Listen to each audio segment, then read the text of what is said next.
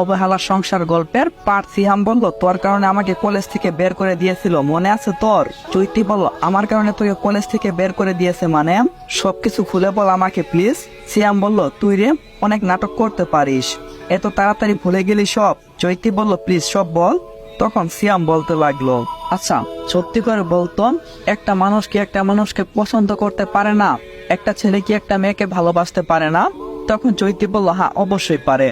সিয়াম বলল, তাহলে তুই আমার সঙ্গে কেন এমনটা করলি?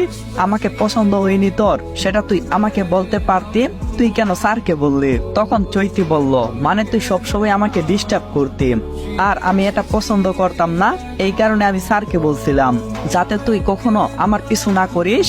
তখন সিয়াম বলল, কেন আমাকে বলা যেত না? চৈতি বলল, হ্যাঁ যেত, কিন্তু আমি স্যারকে বলছি কারণ তোকে বলার পরেও যদি তুই আবার আমার পিছু নিতি। তখন সিয়াম বলল, জানিস এইসব জানার পরে স্যার আমাকে কি করছিল? চৈতি বলল, না জানি না। তখন সিয়াম বলল, তোর এমন রিপোর্ট শোনার পরে স্যার আমাকে কলেজ থেকে বের করে দেই এবং আমার বাবা মাকে ফোন দিয়ে বলে দেই আপনার ছেলে একজন দর্শক, রাস্তাঘাটে ছেলে মেয়েদেরকে ইফতিজিং করে, কেমন সন্তান জন্ম দিয়েছেন হেম। কথাটি শুনে আমার মা হার্ট স্ট্রোক করে মারা যায়। এতটুকু ভুলের জন্য আমাকে এত বড় একটা মাসুল দিতে হবে তা কখনো আমি ভাবতে পারিনি।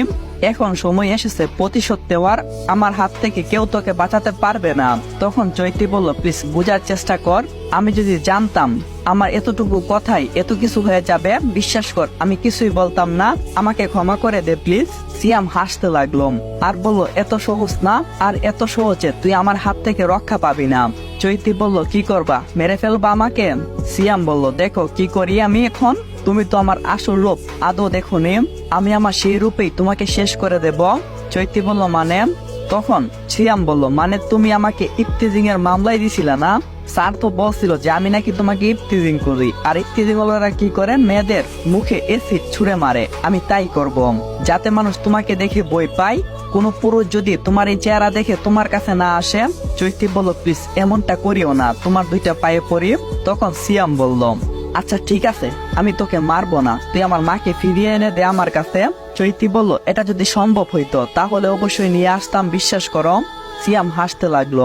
সিয়ামের হাসি দেখে চৈতি বলল, হ্যাঁ আমি কি মিথ্যা বলতেছি, হাসতেছিস কেন? সিয়াম বলল, এই অনেক কথাই বলতেছিস, এখন চুপ থাক, আমার কাছে আমাকে করতে দে। কথাটি বলে সিয়াম চৈতিকে এখানে রেখে রুম থেকে বের হয়ে যায়। একটু পর রুমে আসে ব্লেড আর লবণ পকেট থেকে বের করেন, যা দেখে চৈতি জিজ্ঞাসা করল, কি করবে এগুলা দিয়ে? তখন সিয়াম বলল, তোর এই লোভনীয় শরীরটা আমি কাটবো আর লবণ লাগিয়ে দেব, খুব মজা হবে তাই না? চৈতি বলল, আরে তুমি কি পাগল হয়ে গেছো? একটা মানুষ কখনো একটা মানুষের সঙ্গে এমন কাজ করতে পারে? সিয়াম বলল, কেউ করতে না পারলেও আমি পারি। চৈতি বলল, আল্লাহর দোহাই লাগে আমার সঙ্গে এমনটা করিও না, আমি মরে যাব। সিয়াম বলল, তোকে মরে ফেলার জন্যই তো এমন কাজ করতেছি আমি। এই কথা বলি সিয়াম চৈতির শরীর থেকে সবকিছু খুলে ফেলে দিল, ব্লেড দিয়ে আলতু করে পিঠে আঁকতে লাগলো। সিয়ামের এমন পাগলামি দেখে চৈতি ভীষণ ভয় পেয়ে যায় এবং ব্যথায় কান্না করে দেয়, হাউমাউ করে কাঁপতেছে। চৈতির কান্না দেখে সিয়ামের মন বলছে না, সিয়াম যেন বলতেছে, কান্না কর, আরো জোরে কান্না কর, তোর এই কান্নার শব্দ পুরো এলাকাবাসী শুনতে পায় যাতে। কান্না ভেজা কণ্ঠে চৈতি বলল, প্লিজ তোমার যা লাগবে আমি সবকিছুই দেব, প্লিজ আমাকে এমন করে কাটিও না, আমার অনেক কষ্ট হচ্ছে, একটু বোঝার চেষ্টা করো। সিয়াম বলল, কাটলাম, তাতে এই অবস্থা, যদি একটু লবণ দিতাম তখন কি হতো? সিয়াম বলল, আচ্ছা অপেক্ষা করো, লবণ লাগাইতাছি। সিয়ামের এমন কাহিনী দেখে চৈতি মনে মনে ভাবতে থাকে, এই ছেলে তো আব্দুলের থেকে অনেক বেশি ভয়ঙ্কর। চৈতি তারপর বলতে থাকে, শুনো, তোমার যদি ইচ্ছে হয় আমাকে মেরে ফেলো, তবু আমাকে এমন যন্ত্রণা দিও না। চৈতির এমন বারবার বলা শুনে সিয়াম অনেকটাই রেগে যায়, চৈতির গালে ব্লেডটি লাগিয়ে দিয়ে জুড়ে একটা টান দেয়, যার কারণে চৈতির গাল বেয়ে রক্ত বৃষ্টির মতো চড়তেছে। এদিকে চৈতির নিজের এমন অবস্থা দেখে কান্না করতে করতে শেষ। এরই মুহূর্তে সিয়াম লবণের প্যাকেট থেকে এক মুঠো লবণ চৈতির পিঠে লাগিয়ে দেয়, আর সঙ্গে সঙ্গে চৈতি অজ্ঞান হয়ে যায়, ওর কোনো হুঁশ নেই। এমনটা দেখে সিয়াম আবারও হাসতে থাকে, হাসতে হাসতে বলে,